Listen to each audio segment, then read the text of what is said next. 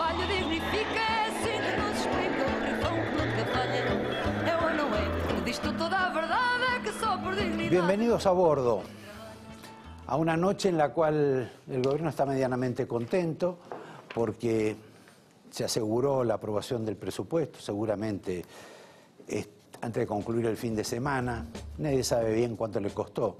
Bueno, al gobierno no le costó nada, lo vamos a pagar nosotros, como siempre. Pero no voy a hablar de eso, tampoco de las elecciones en Estados Unidos, que para eso hay otros especialistas.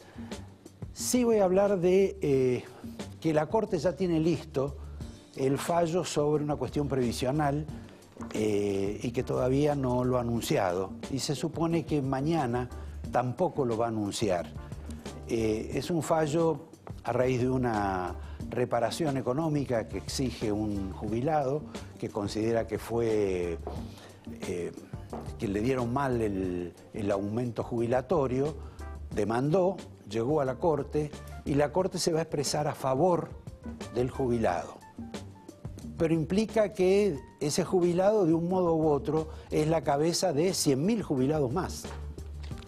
Con lo cual vamos a tener un pago adicional no contemplado en el presupuesto bastante importante. Mejor no escuchar la cifra, sí saber que la Corte va a dictar fallo a favor del jubilado, con un detalle. El detalle es que no dice ni cómo ni cuándo tiene que pagar el gobierno. En consecuencia, lo más probable es que al gobierno se ponga también contento porque va a tener un fallo desfavorable y lo pagará en bonos. Claro, el gobierno y quizás los mismos magistrados suponen que los bonos no son plata, pero bueno, así ocurre en la vida de la Argentina. El episodio también ha tenido que ver con la crisis en la Corte Suprema, donde el nuevo titular de la Corte, el señor Rosenkrantz, que parecía que iba a tener la mayoría automática en todos sus actos por el acompañamiento de la pareja oficial, que era la señora Hayton, a quien ya le están buscando reemplazante, por ahí se los digo después el nombre, a la cual la quieren tentar, también otra mujer, pero independientemente de eso, no pudieron incorporarlo a Rosati, que es un miembro que el gobierno incorporó a la Corte y que se suponía que iba a estar más afín con los intereses oficiales, más porque fue recomendado por la señora Elisa Carrió, según todas las mentas. Lo cierto es que la mayoría ahora quedó del otro lado, por lo menos en este episodio y en otros que van a haber. Con lo cual, la jugada política, la avivada política del señor Macri, con sus asesores, con sus operadores judiciales, que incluyen algún diario de la Argentina importante, para remover funcionarios, para remover jueces, para remover quizá miembros de la Corte, no salió tan bien. Nos detenemos en este capítulo para pasar a esta novela novedosa que tenemos casi todos los días con una estrella, una vedette de la política, una nueva vedette que es este hombre cuarentón, amigo del Papa, responsable de grupos sociales, que se llama Juan Grabois, que como ustedes saben, Grabois hizo una declaración la semana pasada presuntamente a favor de Cristina de Kirchner, porque dijo que Cristina de Kirchner era una perseguida judicial, pero que él la iba a llevar como candidata para las elecciones del año próximo. Pero eso sí, dijo, voy a ponerle condiciones. Las condiciones son que no venga con los corruptos que tenía en su gobierno, con lo cual está aceptando que la persecución judicial es más o menos y que además la señora aparentemente ignoraba de su marido, para abajo de todos los ministros, que en su gobierno había corrupción. Me parece que a la señora lo que menos le gusta es que la traten de tonta. Otra que también dijo que estaba a favor de Cristina de Kirchner y de su candidatura el año próximo, es una dirigente política notable de Santa Fe que se llama María Eugenia Bielsa, hermana de un famoso Bielsa, que es el director técnico de fútbol, y otro menos famoso que fue canciller de la Argentina. Esta mujer dijo que sí, que ella va a acompañar a Cristina, pero también bajo ciertas condiciones, porque no va a ser aceptado por ella que Cristina la apriete, porque Cristina ya la apretó una vez. Dijo que era una especie de apretadora profesional, porque dijo que le exigió, si ella quería ser impulsada por Cristina, que tenía que colocarle toda la gente en las listas. Quería cargos, Cristina, y que además quería manejar la plata, que era plata que iba a recolectar la señora Bielsa. En consecuencia dijo que las condiciones han cambiado y que si eso vuelve a ocurrir, si hay una sociedad entre ella y Cristina, Cristina va a tener que aceptar sus condiciones. Es una de las novedades. No me quiero olvidar de Grabois, porque a Grabois alguien le salió a contestar, y fue el exministro de Vido, quien dijo que Grabois era un alcahuete, al decir lo que dijo con relación a los corruptos, se remitió a sí mismo como no corrupto y además lo invitaba a que fuera a la cárcel donde está detenido para ver si cambiaban algún tipo de opinión física, concretamente si se iban a las manos. No tuvo una buena salida Grabois al respecto, no quiso confrontar, se apartó y encontró una tangente para no responderle a Devido. Ahora bien, si bien Grabois en algunas cuestiones parece demasiado aventurero, en este caso, Devido también debe recordar que su fama de persona presuntamente corrupta se la generó la señora Cristina de Kirchner.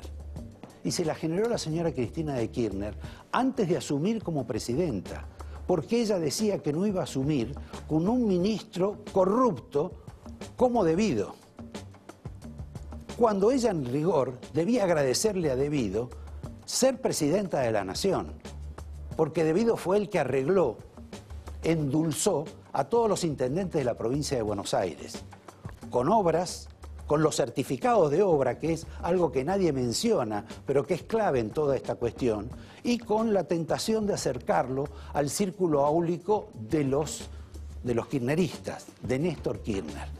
Poco agradecida estuvo la señora Cristina en ese momento, tanto que tuvo que intervenir el marido, Néstor, para aplicarle un sosegate. Y Devido siguió siendo ministro de ella. Pero les insisto, ella antes era la que hablaba mal de Devido y tampoco habla bien ahora, porque no dijo nada, ni siquiera lamenta que Devido esté preso. En cuanto a Grabois, para cerrar, quiero decirles que él se reconoce una especie de amigo del Papa, porque no quiere ser mensajero, no quiere ser correveidile del Papa, más allá de que lo ve, afortunadamente para él, cada 2 meses, con lo cual tiene un halo celestial. Ahora, Grabois dijo que Cristina sufre persecución judicial. Si sufre persecución judicial, esta la ejerce el juez Bonadío. Pero resulta que Bonadío también es amigo del Papa. Más, perteneció al mismo grupúsculo político que integró el Papa. Los dos fueron guardianes, de ahí viene la amistad. Pero también la amistad viene con el padre de Grabois, que también era guardián. En consecuencia, me parece que Juan Grabois se olvidó de algunos menesteres o conoce demasiado bien a los personajes, porque Bonadío tiene comunicación con el Papa. No sé si la misma que Grabois, pero muy cierta y muy concreta. Sigamos con el peronismo antes de pasar a Macri. Sería interesante averiguar a través de una encuesta bien hecha quién de los 4 figuras que hoy están coqueteando como precandidatos del justicialismo, que no es cristinista, está creciendo más. Si es Massa, si es Pichetto, si es Urtubey o si es Mansur. Sería bueno conocer esos datos. Hay algunos que tienen mucho más desarrollado el plan de trabajo que otros. Por ejemplo, Mansur no ha desarrollado mucho y se fue de vacaciones a Israel, donde aparentemente tiene muchos más amigos que de la Grey musulmana, a la cual él inicialmente creo que pertenecía, por lo menos por apellido. Tal vez se encuentre en el viaje con la señora Carrió, que tuvo que poner distancia con Mauricio Macri, porque Mauricio Macri está particularmente ofendido con ella a raíz de esa especie de exabrupto crepuscular que tuvo la señora Carrió con el ministro Garabano, y además contribuyó a la modificación de la cúpula de la Corte Suprema, episodio en el cual no le ha ido demasiado bien al presidente hasta ahora. Igual no se queja. Pero obviamente algunos de sus pupilos, sus operadores judiciales, empezando por el famoso Pepín Rodríguez Simón, ya han sentido el disgusto de Macri por esta situación, por el manejo apresurado que han tenido. En cuanto a lo de Macri, hay un dato. Macri tiene mucha prisa en decir que él es el próximo candidato a presidente para renovar mandato de la coalición oficialista. Él ya está lanzado. También está lanzado Horacio Rodríguez Larreta para la capital federal y también la señora María Eugenia Vidal. Todo esto, en realidad, esta consagración, está ocultando algún tipo de conflicto interno, en el cual emergen como sólidos triunfadores, porque imponen las condiciones, el presidente y el jefe de gabinete, Marcos Peña. A Marcos Peña muchos lo cuestionan, pero Macri, como ustedes saben, tiene una acendrada cultura futbolística. Por lo tanto, su esquema, su funcionamiento, está relacionado con una frase del fútbol, que es equipo que gana, equipo que no se cambia. Por lo tanto, los que están en contra, tipo Monzó, tipo Frigerio, inclusive Rodríguez Larreta, inclusive la señora Vidal, no tienen oportunidad. El que más padeció esta cuestión ha sido el amigo, el hermano del alma del propio presidente Macri, que fue él el que le dijo que sería bueno incorporar otro tipo de sectores porque a Macri no le va tan bien, digamos, con la población, con la opinión pública. Bueno, no le fue bien y ahí sí hemos tenido una gran grieta, porque es una grieta personal entre el señor Nicolás Caputo, más conocido como Niki, y el propio presidente. Como creo que ya me estoy alargando y tenemos unos invitados formidables, le quiero pedir al director que me pase un trozo de una entrevista que tuvimos con Ricardo López Murphy, a propósito de uno de los invitados que tenemos esta noche. En esa reunión que tuvimos aquí con López Murphy dijo una elementalidad que todos conocemos, pero de la cual todos hablamos, pero nada hacemos por impedirlo, que es el tema de los impuestos. Por lo tanto, le pido que lo escuchemos y lo veamos a Ricardo López Murphy. Si a los que producen en la Argentina los contraemos a impuestos cada vez más para financiar a gente que vive de los demás, cada vez bajamos más la productividad, cada vez creamos menos incentivos para invertir, menos incentivos para trabajar. Tenemos un problema cultural y tenemos y lo quiero decir con cuidado, una clase política que creen que a los que trabajan los pueden saquear.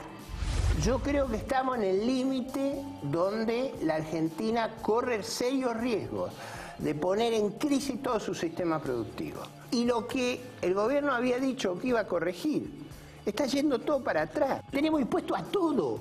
Acá yo no sé si nos falta algún impuesto a la humedad.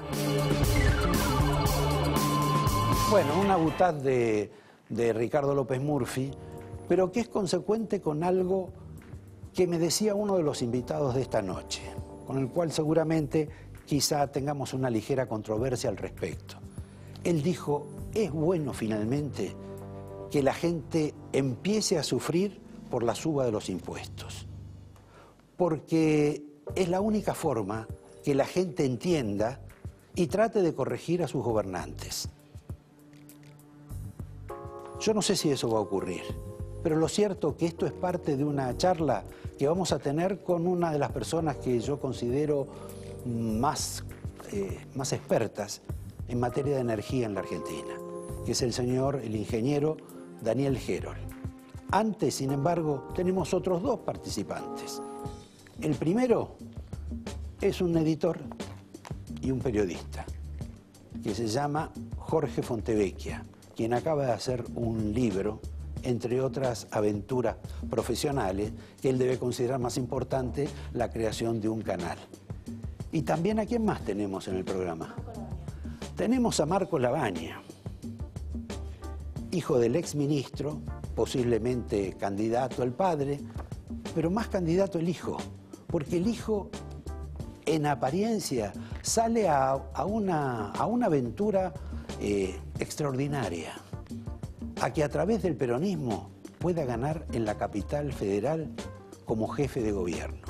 Una aventura que parece absolutamente imposible, porque los peronistas en el ámbito porteño nunca figuran.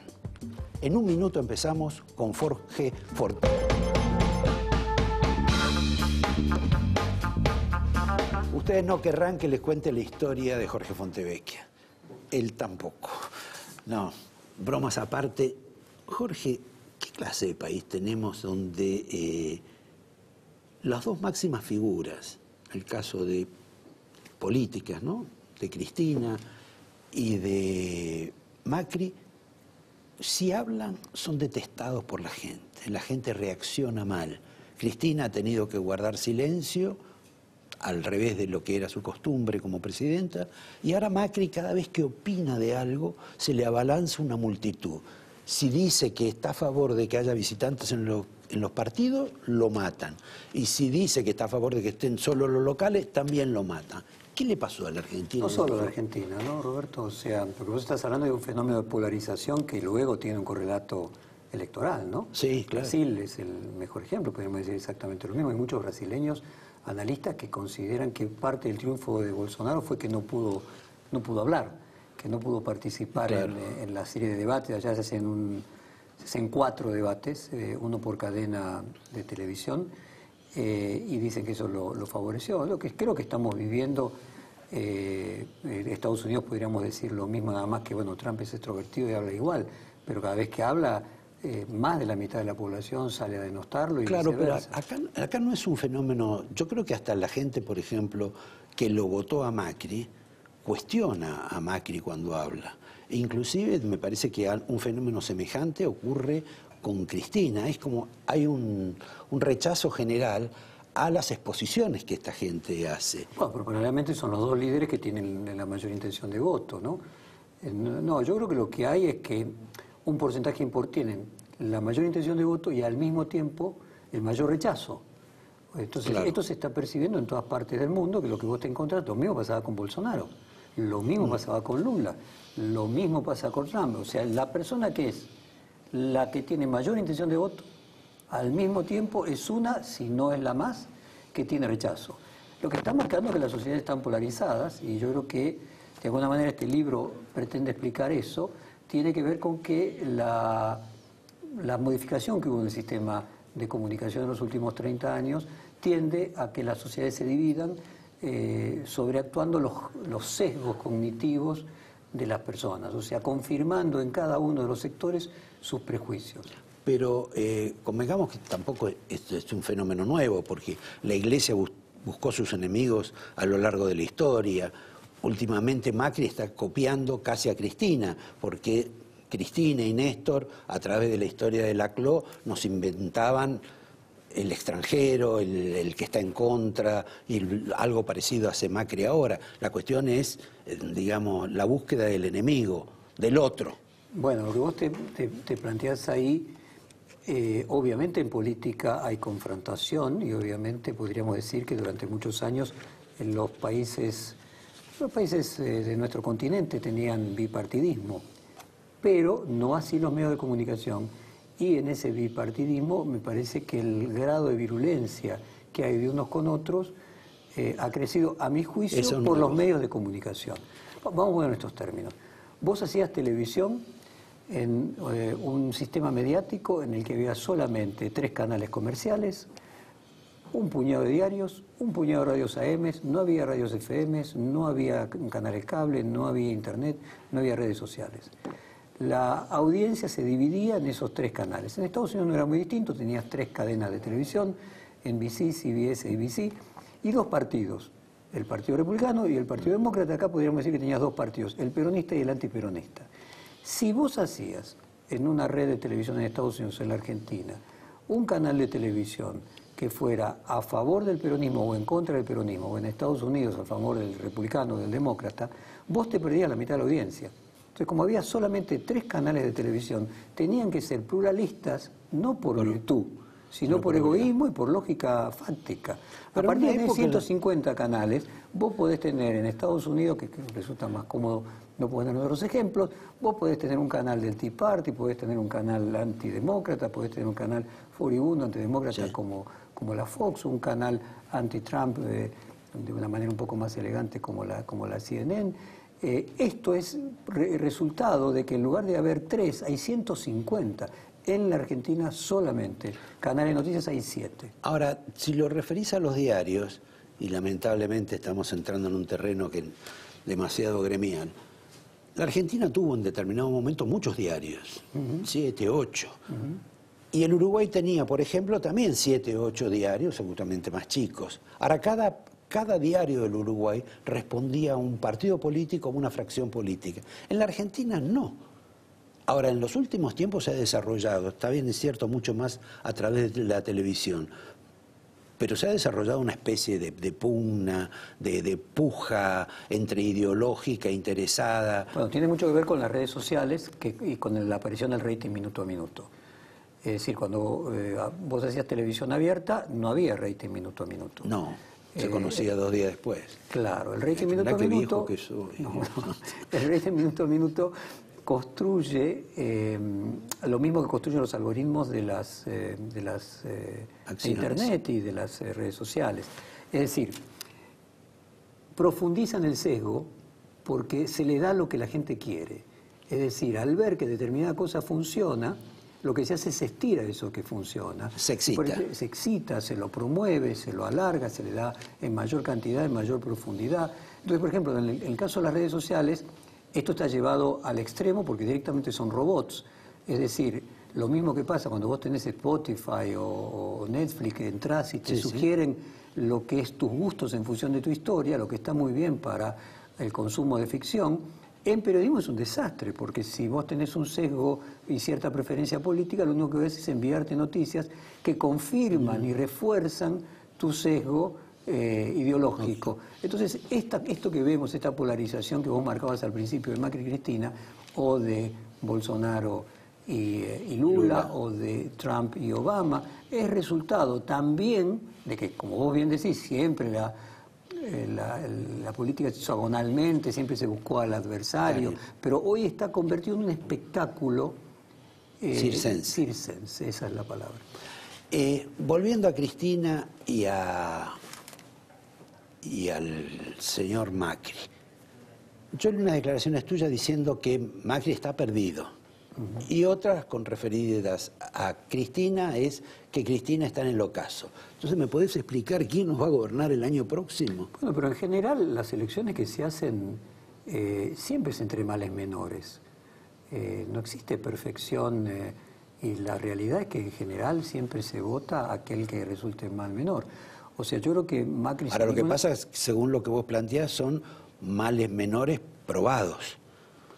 Bueno, la política, como vos lo sabés mejor que nadie, se elige entre las alternativas que hay, no se elige claro, abierto. Por lo tanto, y se vota contra una de ellas, claro, no a favor de una. Y hay que tener ganas para ser presidente de un país como la Argentina, ¿no?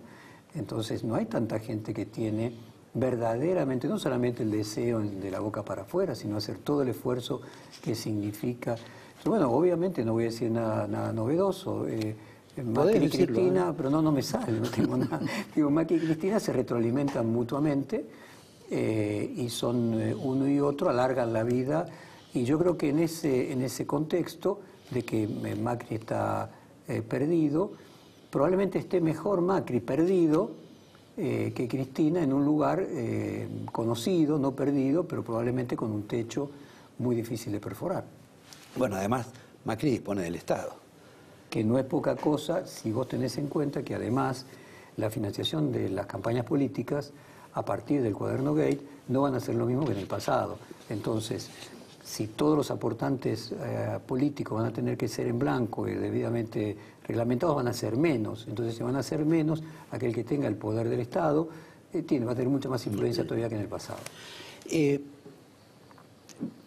Todo el mundo habla de qué pasa si en la Argentina aparece un Bolsonaro, pero daría la impresión de que el candidato ideal en la Argentina sería un Robin Hood, alguien que diga, claro, no paguemos más impuestos.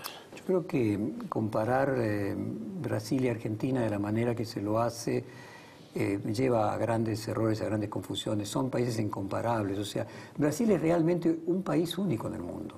Brasil es la China del hemisferio sur. Brasil tiene 11 millones de kilómetros cuadrados, 210 millones de habitantes, más de 2 trillones de productos. Ustedes es una idea como enseña. Tienen más iglesias que días del año. Además, o más islas en el Rodo Rey que días del año. Pero cuando Itamaraty enseña cómo es Brasil en el mundo, hace 3 círculos. Países de más de 10 millones de kilómetros cuadrados, países de más de 200 millones de habitantes, países de más de 2 trillones de Producto Bruto, y que tengan una sola de las cosas, todos los europeos que tienen el Producto Bruto pero no la población ni el territorio, que tengan solo población pero ninguna de las otras dos cosas Nigeria, que tengan solo territorio pero ninguna de las otras dos cosas Australia, y así te pudiera seguir lo que tienen 2, India, Rusia, pero que tengan las 3 cosas son solamente Estados Unidos, China y Brasil. Entonces la comparación que hacemos de Argentina con Brasil primero tiene una cuestión geopolítica. Brasil tiene casi 4 veces nuestro territorio.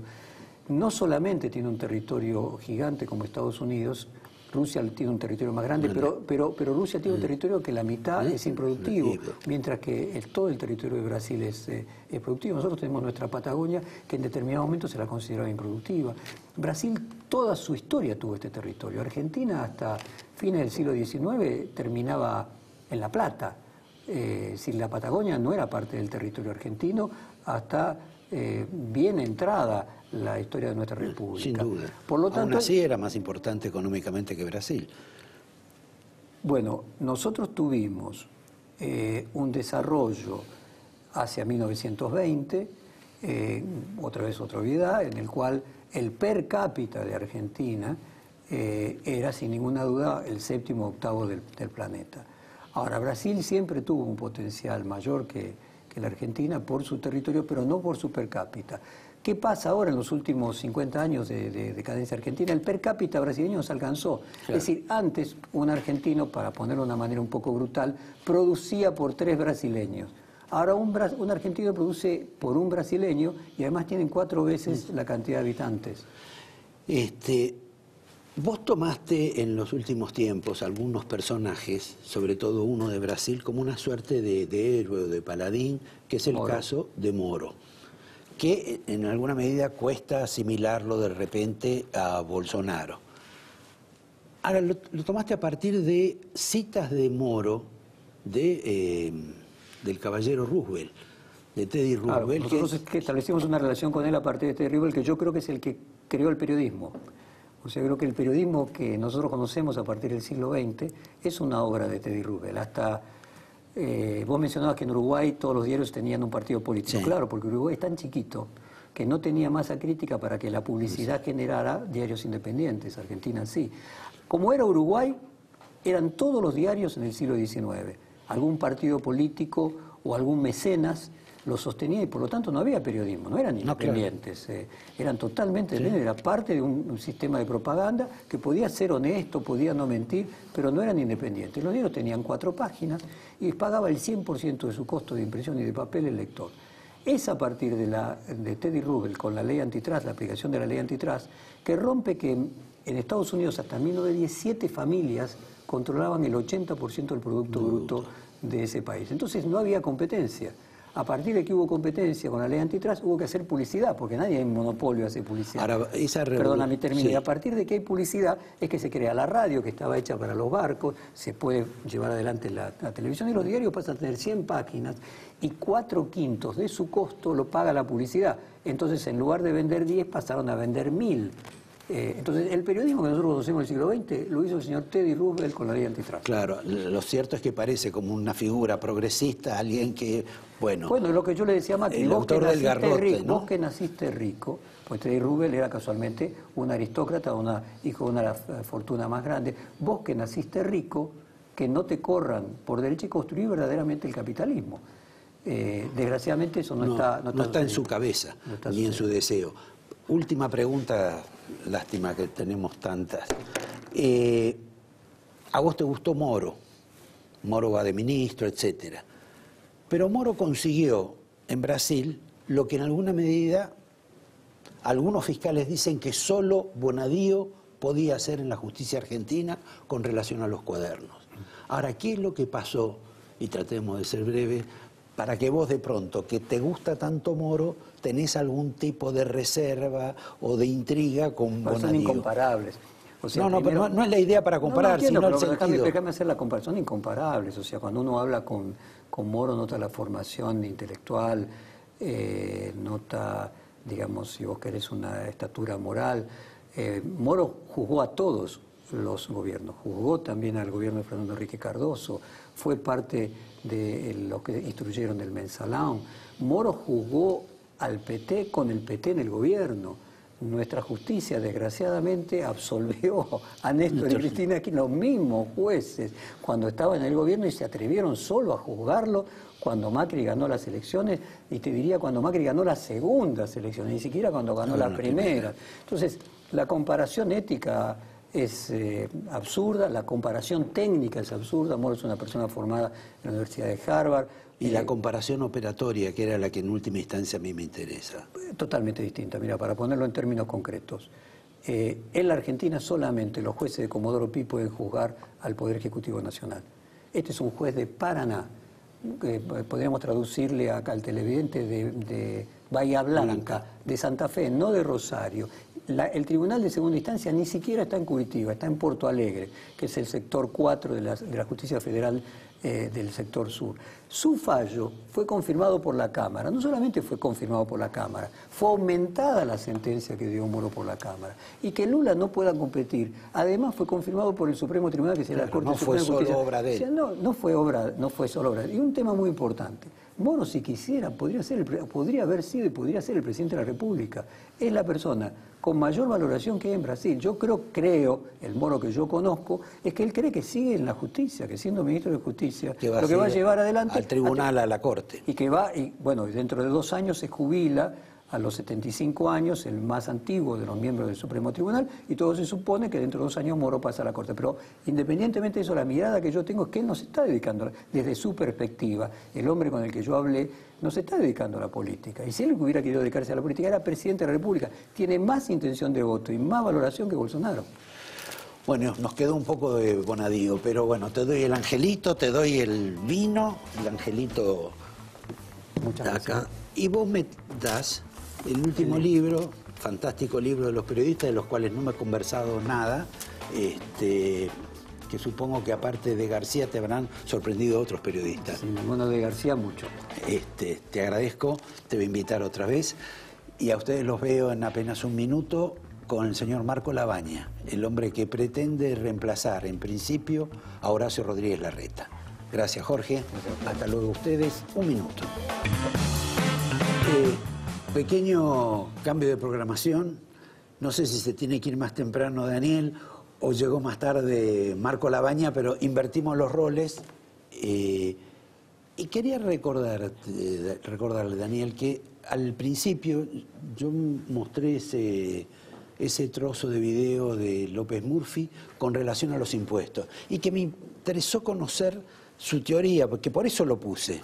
Bueno, esa teoría es un poco ajena a mi materia, ¿no? Pero la verdad, el nivel de presión impositiva que hay en actividades reales en la Argentina hacen poco viable la inversión, ¿no? No es que no hay inversiones porque está tal funcionario, tal otra, simplemente no hay oportunidades de negocio. Entonces, si eso no se reanaliza por cualquier gobierno que vaya a estar acá, y no vamos a salir nunca para adelante, ¿no? Pero en alguna medida usted me decía que pagar altos impuestos iba a cambiar la mentalidad de la gente. Bueno, eso seguro, porque yo creo, porque uno escucha hablando, y en lo personal también, es que el nivel de presión impositiva está indignando a cada vez más gente que ve que si hay tal plan o tal gasto que parece ridículo y es un dispendio, es como que la gente siente que está pagándolo a ella. Y entonces está en realidad la gente lo está pagando. Y bueno, claro, entonces eso me parece que es cuestión de tiempo que eso ponga una exigencia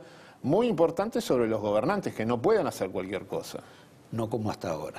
Bueno, la verdad que es asombroso el nivel de presión impositiva que hay en Argentina. Y también la decide el ciudadano por no interesarse en ese tema. Bueno, claro, durante muchas décadas, pero me parece que esto cambió y yo creo que eso es positivo para el país, porque no va a ser lo mismo. Ya no fue lo mismo en el 2008 con el campo, ¿no?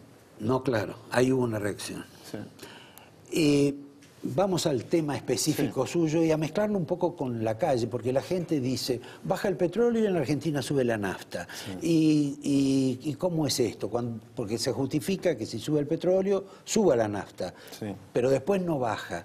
¿Cuál es el misterio de la nafta que a la gente le cuesta entender todo el tema de los servicios? Sí. Pero posiblemente este sea uno de los misterios callejeros más grandes. Claro, es lógico y es entendible que la gente no lo entienda. Lo malo es que hay gente capacitada, economistas y políticos, dirigentes de todo tipo, no lo entienden.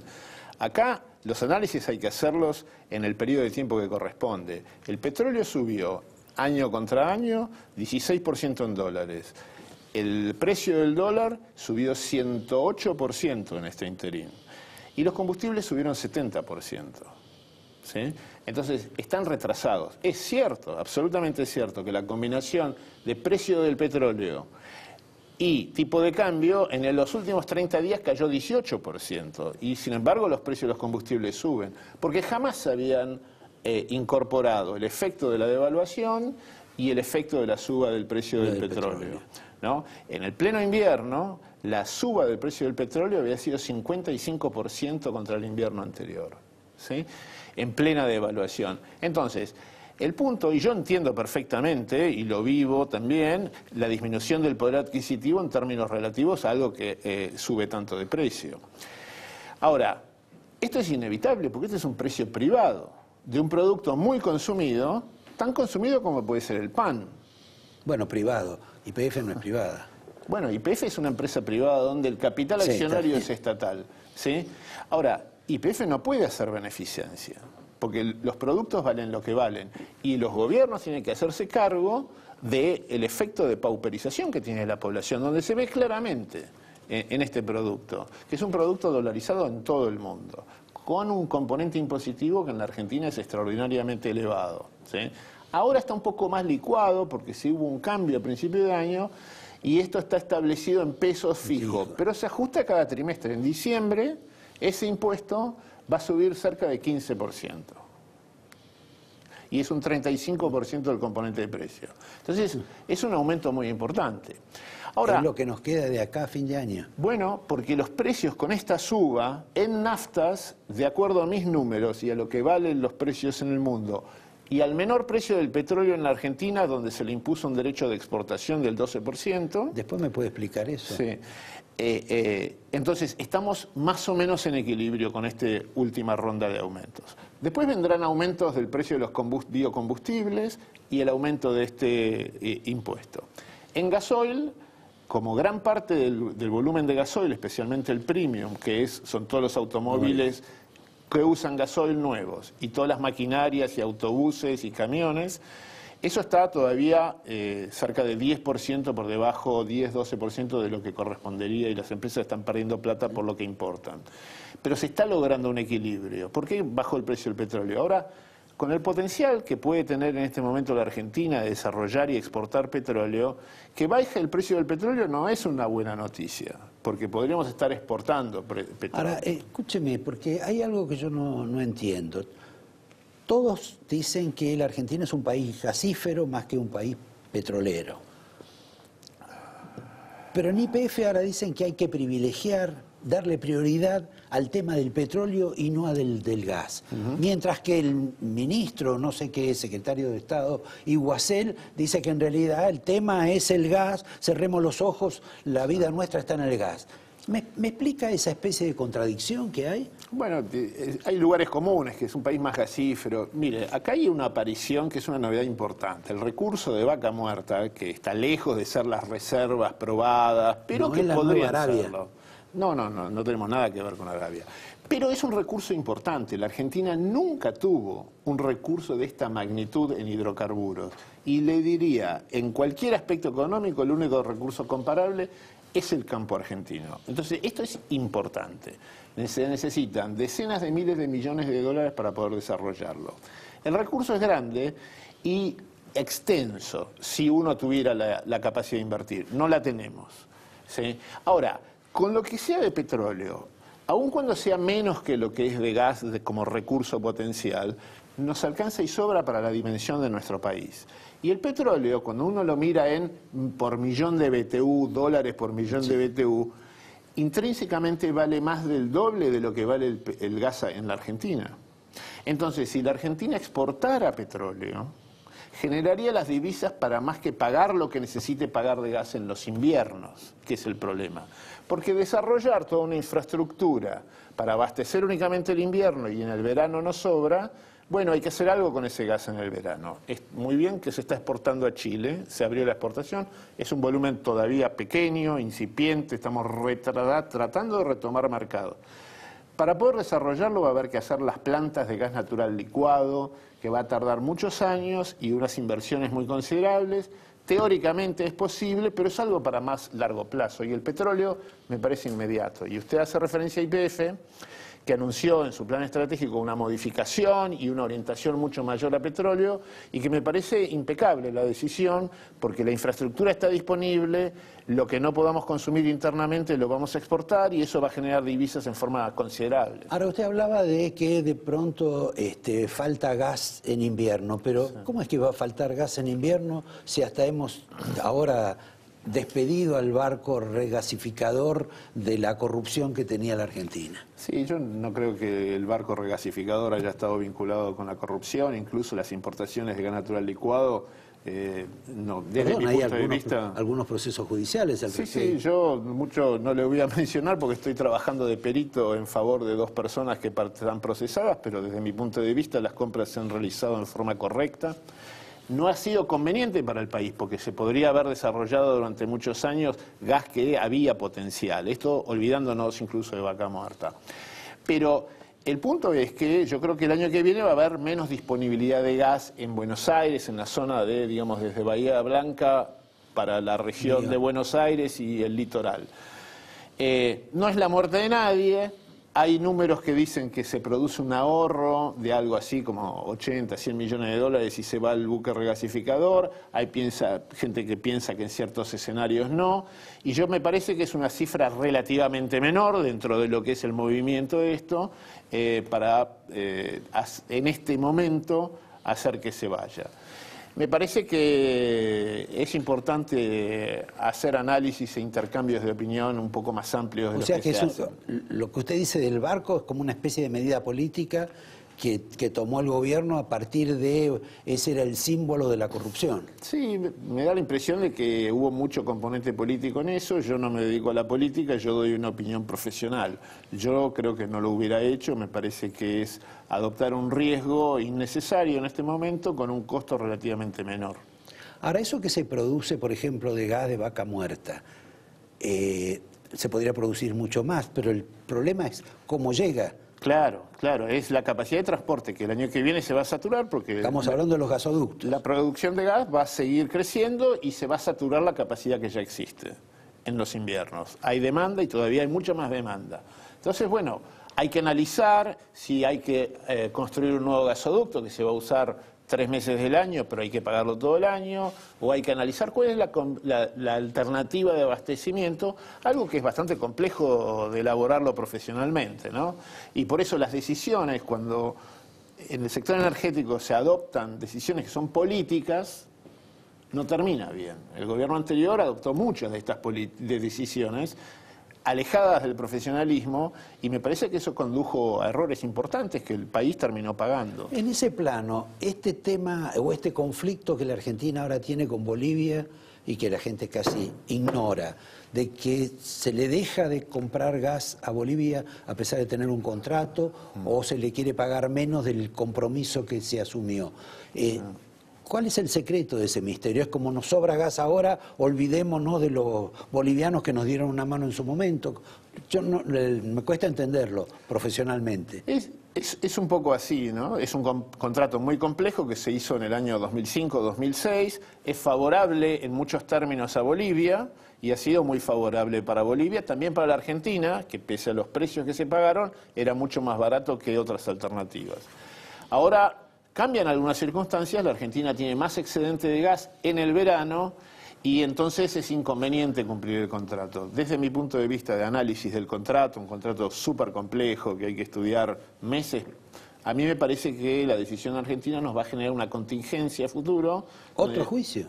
Si yo fuera perito de ese arbitraje que en algún momento se va a dar, me parece que Bolivia tendría razón. Entonces, no es que a mí me preocupe Bolivia, porque la verdad que no tengo ninguna razón para preocuparme por Bolivia. Me preocupa la Argentina, que dentro de unos años estemos discutiendo a ver si en Nueva York, con la Cámara Arbitral de París, estamos a punto de perder un arbitraje y tenemos que pagar 500, 600, 1.000 millones de dólares a los señores de Bolivia. Yo estoy hablando, ya que usted me puso en este tema, en una pérdida de piso 3.000, 4.000 millones de dólares, y que es el juicio que por el momento está en Nueva York con relación a lo que fue la transferencia, ventas, etcétera, de YPF y unas acciones que quedaron colgadas de Buford, de un fondo que reclama esa cifra de la Argentina.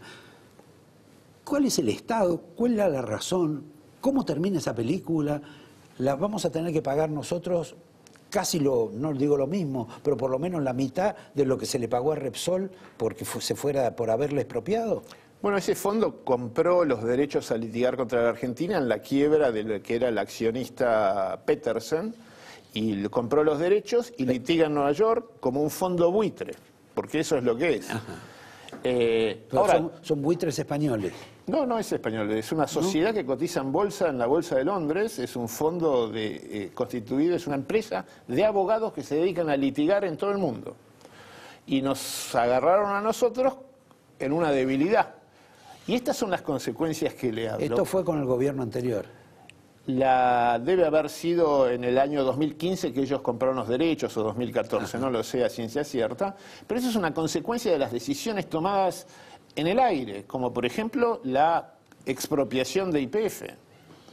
Esto es una consecuencia derivada de eso. En ese momento nadie dijo nada del tema y muy poca gente habló que era una locura. Estas son las contingencias que se derivaron. Entonces, por tomar decisiones políticas, con las cuales habrá gente de acuerdo o en desacuerdo, pero lejos del profesionalismo, la Argentina tiene un litigio ahora y un riesgo importante. Está en la Corte Suprema de Estados Unidos una medida para ver si se dirime la cuestión en el segundo circuito de New York, que era el donde estaba el juez Griesa antes de morir, o si se lo trae a la Argentina. Para jugar en la Argentina, pues es una decisión soberana. Esto es acá, sería más benévola la justicia. Bueno, eso es lo que trasunta, ¿no? Entonces esto es positivo para... Yo no quiero pagar un centavo, porque es gente que no tuvo nada que ver con la expropiación de YPF. Fue y compró los derechos. Ni siquiera esa sociedad en quiebra ya tenía las acciones de YPF, que se ejecutaron en el mismo momento en que cayó la cotización y fue a mano de los acreedores, los bancos que habían financiado a la familia Eskenazi para comprar. Entonces, nunca vieron una acción este fondo. Entonces, es un fondo buitre. Yo no quiero pagar. Ahora, yo no quiero que, porque lo traigo acá, entonces eso es mejor, porque entonces van a fallar de acuerdo a lo que nos convenga a la Argentina. No sé, es muy compleja la situación. El gobierno estima que va a tener éxito en su apelación a la Suprema Corte de Estados Unidos para traerlo a la Argentina. En el exterior, las opiniones están más inclinadas a que ese éxito no se va a dar. Ojalá que la Argentina no pague, ¿no? Ahora, ¿el juicio se pierde o no? Bueno, veremos. Si se dirime en Estados Unidos es probable. Quizás no en la cifra que reclama este fondo, ¿no? 3.000 millones de dólares más ajustes.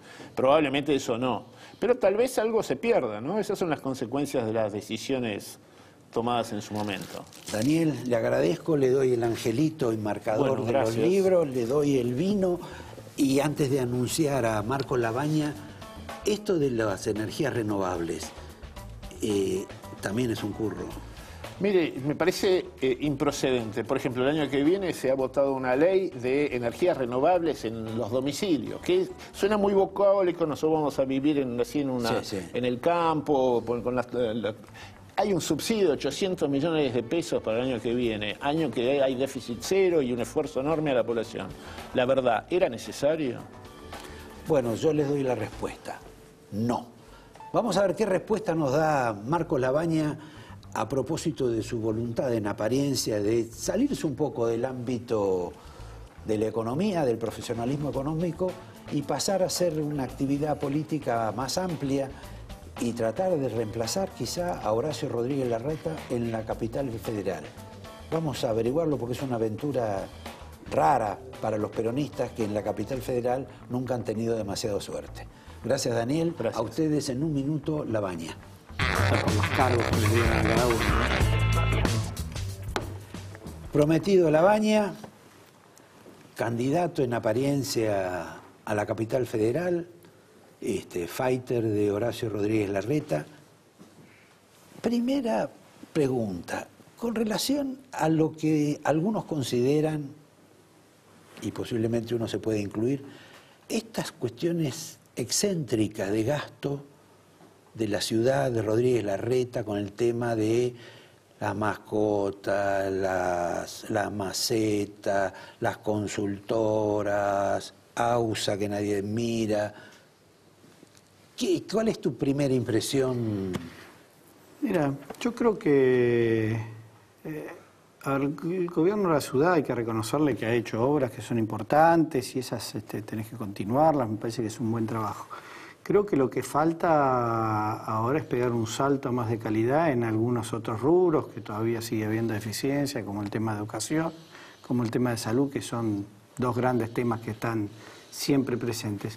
Pero después tiene que ver también con el desarrollo de la ciudad, sobre todos esos gastos extra que vos decías, o todas las obras, ¿qué termina repercutiendo también en el bolsillo del día a día, sobre todo en momentos de crisis? Por esa razón. Porque la ciudad viene con aumentos impositivos muy fuertes, en términos de revalúos, en términos del ABL, con toma de deuda, que después, mucha de ella que fue en dólares, con lo cual después tiene un impacto. Digo, esto sin dejar de vuelta, de reconocer algunas cosas que se hicieron bien, que hay que continuarlas, que está bien decir, mirá, esto se hizo bien, continuarlo. Ya me estás pareciendo ahora a Macri cuando hablaba de Cristina. Hay que reconocer algunas cosas. No, pero yo me parece que ese es parte del problema que muchas veces tenemos, que como la dirigencia, y soy amplio como dirigencia, suponer que viene alguien nuevo y tiene que cambiar todo lo que hizo el anterior. No, pero no es un tema de cambiar. Lo sorprendente, te voy a pasar un video de algunos, digamos, gente surgida de la red social, porque el tema es que los políticos no dicen nada. Pues sí. Por favor, director. Y estamos pagando un evento que todavía los gastos no se terminaron de cerrar, porque todavía se siguen publicando gastos, pero rondan hasta ahora los 500 millones de dólares. La apertura de los juegos costó unos 280 millones de pesos, solamente la apertura. El tema de las cajas chicas es un tema para ver con detenimiento. Cualquier dependencia de la Ciudad de Buenos Aires Pasa desde casas de comida rápida hasta café. Con relación a lo del inodoro, ¿me lo puedes explicar? Otra caja chica especial, se han gastado 405.000 pesos en un inodoro. Sobre 36.000 millones, 36.000 millones de dólares de PPP, que gastemos 8.000 en meter los trenes por debajo de la ciudad de Buenos Aires. Pero me vos parece crees que una eso se va a hacer. excentricidad. En un momento de crisis hay cosas que pareciera que no debiéramos estar gastando en la ciudad de Buenos Aires. Bueno, como te imaginas, te paso eso para que vos me digas algo todavía más crítico y calentemos el ambiente. No, pero digo, creo que hay, y esto te lo puedo decir desde lo nacional hasta en la ciudad, creo que hay hoy un problema de prioridades. Bueno, desde ya lo del inodoro me parece una cargada. Cargada. Sí, cargada. Por lo innecesario, ¿no? Que suena así. Sí, sí. Pero de vuelta, uno va en distintos rubros y ve esto que pasa permanente. O ve tasas que en su momento se crearon, impuestos que en definitiva nos terminan cobrando, para algún fin que después no se aplica. Ejemplo, clubes de barrio, con la importancia que tienen los clubes de barrio. En un momento donde va a transferirse costos o gastos de la nación a las provincias y a la ciudad de Buenos Aires, como el tema transporte. Bueno, ahí tenemos que tener una política clara. ¿Qué me van a aumentar el colectivo a 42 pesos? Con el impacto que eso tiene para la población. ¿O cuál es? Ahí inmediatamente el gobierno de la ciudad tendría que ser muy claro en lo que está planeando para adelante. Ahora, yo, al margen de que uno quizá le pidiera explicaciones al gobierno de la ciudad sobre lo que hace, lo que a uno se sorprende más es cómo toda la naturaleza opositora, presuntamente, al gobierno de la ciudad, no emite opinión al respecto, o emite una opinión tan tibia y tan baja que no queda registrada. Y ni el peronismo, ni el radicalismo está en parte adentro del gobierno, pero, por ejemplo, Suárez Lastra dijo algo comprometido, porque él también fue intendente alguna vez.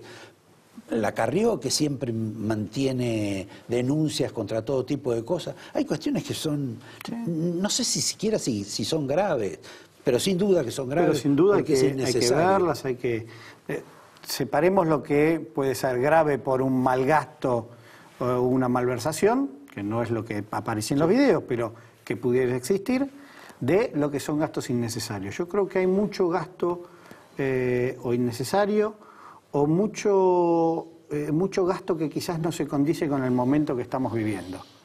En un momento donde tenemos tan complicado el llegar a fin de mes, si se quiere, no me puede venir a plantear la ciudad un aumento de el 32-36% en el ABL, cuando ya venía de aumentos muy fuertes el año pasado, que viene estando los aumentos impositivos por arriba del poder de salario, del poder de compra de salario. Del tiempo de Macri. Bueno, es una especie de costumbre en la cual los porteños no dicen nada. Bueno.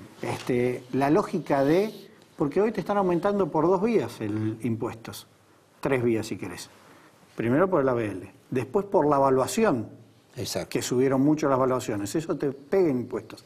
Y ahora, producto del aumento en bienes personales que quiere hacer el gobierno, te van a pegar más todavía.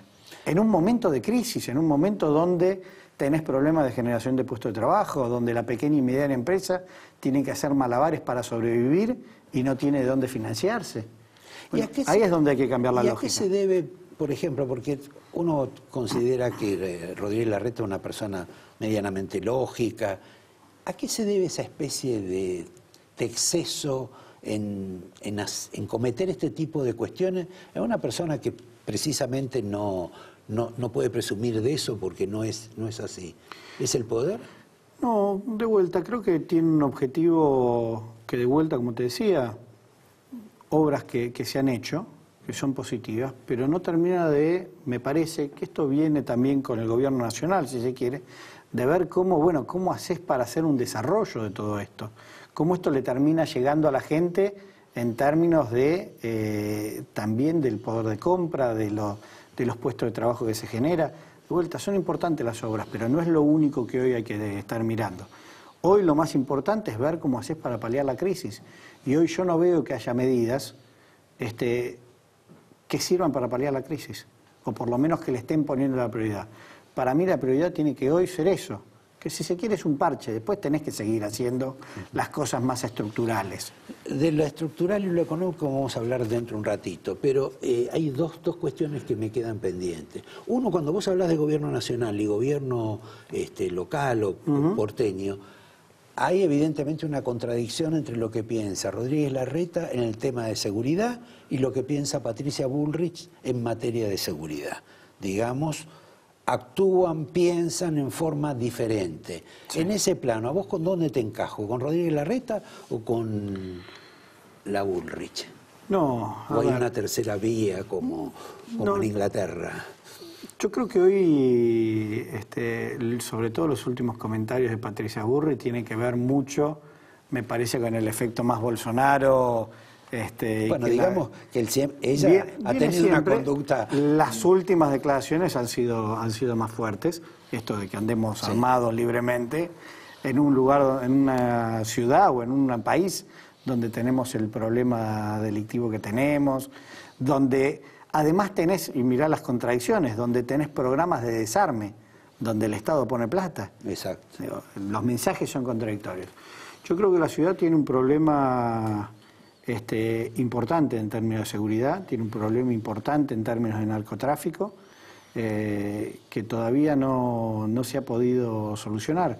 Creo que es necesario llegar con la justicia mucho más cercana a lo que son los barrios, empezar a trabajar en barrios, no los grandes juzgados, sino bajarlo al territorio. Y después sí, empezar a tener... Esto no es mano dura por represión, pero sí tenemos que empezar a lograr tener ciertas reglas que se cumplan. Orden y progreso. Orden y progreso puede ser, pero de vuelta esto no significa llegar al punto de la represión, porque creo que no termina solucionando nada, sobre todo en momentos tan complejos. Y hay que diferenciar, una cosa es un delito y otra cosa es una protesta porque no llegan para comer. O una olla popular porque tenés problemas. Entonces, los tratamientos tienen que ser distintos. Para cerrar todo este capítulo un poco del ámbito porteño, ustedes son la familia perfecta. Vos candidato a jefe de gobierno en la capital y tu viejo candidato a presidente de la nación. Sería una linda forma. A ver, lo que nosotros estamos haciendo, las candidaturas, desde ya yo tengo la intención de ir a la jefatura de gobierno. No necesariamente tiene que ser ahora, puede ser más adelante. Lo que nosotros sí o sí tenemos que hacer... Lo de tu papá no tanto. Lo de mi padre no, y lo veo más difícil. Si querés, después te contesto eso. Lo que nosotros tenemos que hacer primero es generar una alternativa a nivel de la Ciudad de Buenos Aires. Una alternativa que pueda cantar, si querés, el voto desencantado del oficialismo, que hay mucho, desencantado, pero que tampoco tiene ganas de ir para atrás o volver al pasado. Digo, y ahí hay una porción muy importante para representar. Y esto tiene que ver con plantear un camino distinto, un camino que nosotros lo basamos en lo que es el desarrollo de la pequeña y mediana empresa, comercios. Uno camina hoy por la ciudad y ve que cada vez más comercios se están cerrando, o tienen problemas en el pago de las facturas, en el pago de los servicios. Bueno, ese es el camino que creo que nosotros hoy tenemos que ofrecer como una alternativa.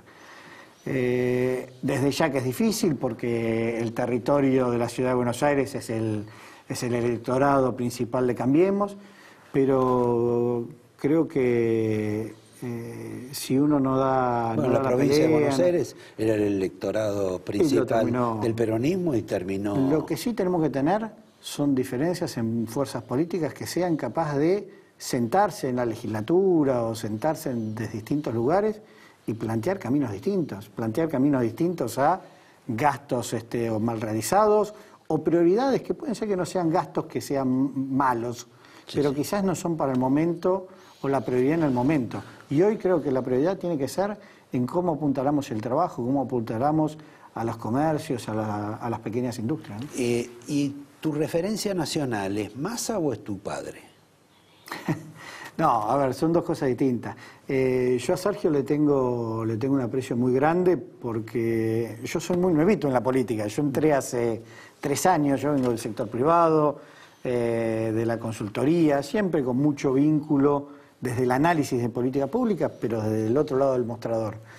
Y la verdad que cuando decidí dar, por esas inquietudes personales que uno le agarran de ganas de aportar algo distinto en términos de la formación en políticas públicas, la verdad que ahí Sergio me abrió las puertas y me permitió construir junto a todo el grupo del Frente Renovador, con personas como Graciela Camaño, con la impronta que tiene, con la trayectoria, con todo un grupo de ¿Y tu papá qué decía? Con lo cual, y soy parte de ese Frente Renovador que formó Sergio Massa y estamos trabajando muy en conjunto.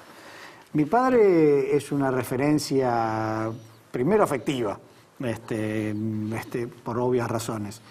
Yo hablo mucho con él y creo que el grado de desarrollo profesional que él ha tenido, me parece que uno tiene que aprender de esa experiencia muy grande que tuvo.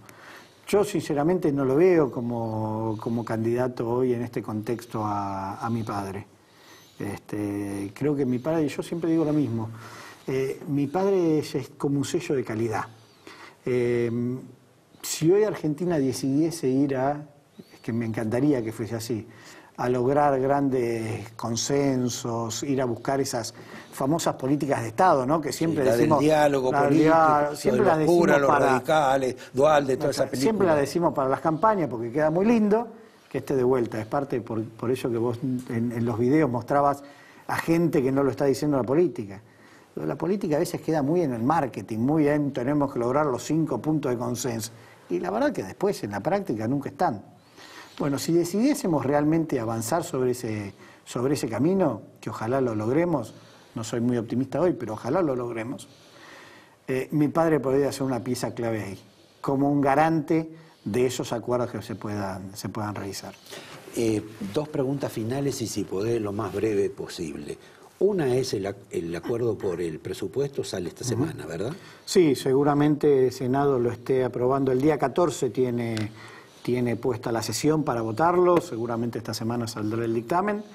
Lo que ahí todavía tenemos dudas es si va a volver o no con algún cambio. Según lo de bienes personales. Porque bienes personales es una ley aparte, que es así, ya sabemos que vuelve. Presupuesto, hay algunos gobernadores que están queriendo hacer algunas modificaciones, que quizás eso haga que vuelva, ¿no? Yo creo que es un presupuesto con un problema en cuáles son los objetivos principales. Es un presupuesto que está más basado en lograr las señales al mercado financiero y lograr más una economía más volcada a lo financiero que a lo productivo y a la pequeña y mediana empresa, que es lo que hablábamos antes también para la ciudad. Claro, ahora de cualquier modo, si no estabilizaban lo del dólar, se llevaba puesto el gobierno. Sí, ahí la clave de vuelta es qué dejas después. Si después lo que terminás haciendo es más bicicleta financiera o planteás un esquema productivo. Hoy no hay un esquema productivo. Hoy en Argentina no se discute cómo hacer para crecer. Hoy la discusión tiene que ver en cómo ajustás y cómo lográs pagar intereses de deuda. Cómo creces está ausente del debate. Bueno, la próxima vez me lo vas a contar, te doy un marcador y Angelito de la casa, el vino de la casa, los despido a ustedes. Muchas gracias. Tómense todo el vino de la noche. Te dejo perdón. Un libro... el futuro del trabajo. El futuro del trabajo. Que no va a haber más trabajo, bueno, no solo en la Argentina. Es muy interesante porque son las cosas que tendríamos que estar discutiendo. ¿Qué hacemos con el trabajo hoy? Pero en el futuro también. Ahí está. Para ustedes, escriban, reclámenlo. Hay uno solo. Gracias. Gracias.